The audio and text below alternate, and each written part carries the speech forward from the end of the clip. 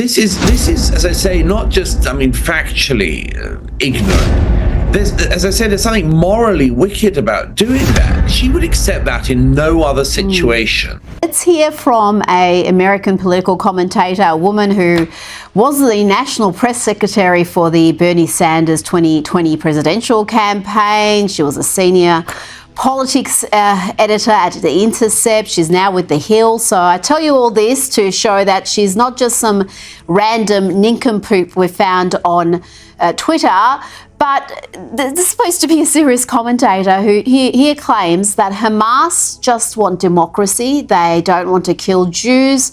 They want to create a country like America. There has to be a one-state solution, which means that there cannot, when Hamas is talking about eliminating Israel, it's talking about not killing all of the Jews. It's about eliminating the idea. Okay. It's about... Leave it there. We'll leave it there. We'll leave it there. It's about, let me just finish, sir. Can I just finish the sentence? It's about eliminating the idea of a Jewish state, ending a Jewish state, ending an ethno-national state, and having a state more like what we have in the United States of America. Douglas, some of her panellists were bursting out laughing at that, but again, she holds a fairly more senior position. She's not just some kid from a university campus, and to be that frightfully ignorant of Hamas and what that charter is and what they say they want to achieve. I'm not easily shocked, but I was shocked by that.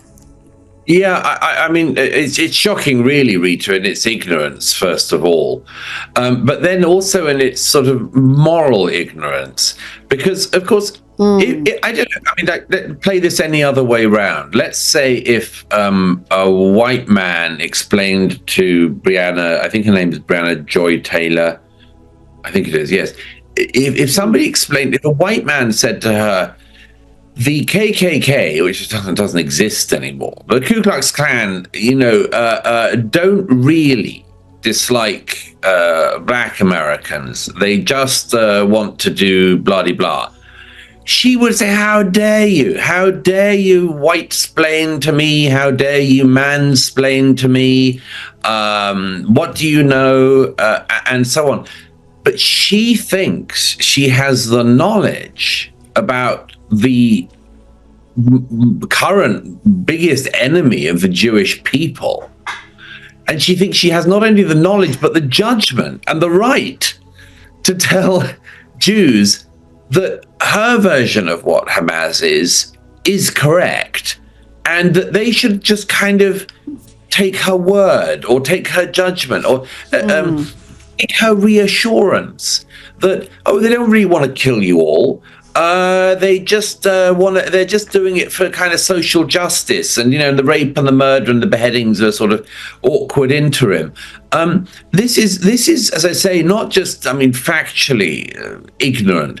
As I said, there's something morally wicked about doing that. She would accept that in no other situation of somebody to explain what a terrorist group actually seeks to do, and say, no, just trust me, just trust me, listen to me on this, not them. Don't listen to them when they say kill all the Jews. Trust me that I'm the brilliant interpreter of this group's words. Her name's Breonna Joy Gray. I think I was so shocked by her comments there. I forgot to actually name her. Thank you for that, Douglas. Before you go, just quickly, we're seeing a fight back against the CRT, critical race theory, and diversity, equity, inclusion, the entire race-obsessed dogma. We've seen DI programs dumped or wound back at a number of universities. Even Harvard's Faculty of Arts and Sciences dropped its mandatory diversity statements. And yesterday, the New York Times published this about the man who played a big part in pushing this ideology. Ibram X. Kendi faces a reckoning of his own. The New York Times were shocked by this, appalled. But is the grift over, Douglas? Well, the self-styled Ibram X. Kendi was an obvious con not his real name. Not his real name, was a con artist from the beginning, and anyone could see that. his work, such as it was of such a low caliber. He made his own definitions up for words, and then said if you didn't agree with him, you were the enemy. I mean, this is a man who wrote a whole book called How to Be an Anti-Racist that turned out to be, the answer was, be me, Ibram X. Kendi.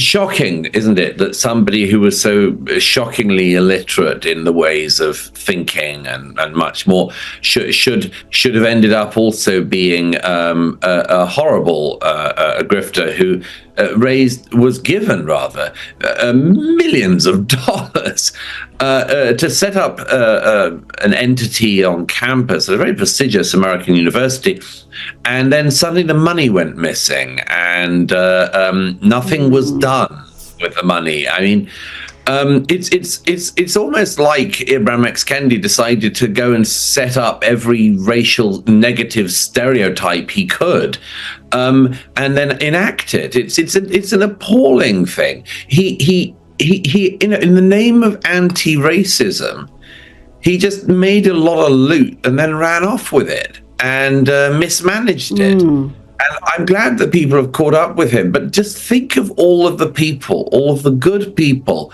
I think of people like David Dorn, black cop, who famously, lost his life in 2020 riots. All those black people whose names are not known and who did not make huge sums of money off this anti-racism grift, and just got on with their life, knuckled down, were great members of their community, and sometimes gave their lives for their community in the name of law and order. I just can't imagine the shame that an Ibram X. Kendi should feel for making a living off a set of claims that are provably false, defaming the country he's in, defaming the country he's from, and then just running off with the cash. It's astounding. But I think, like the founders of BLM, he may be shameless, so I don't think he'll be minding that too much. Douglas Murray, always a pleasure. Thank you for your time this evening.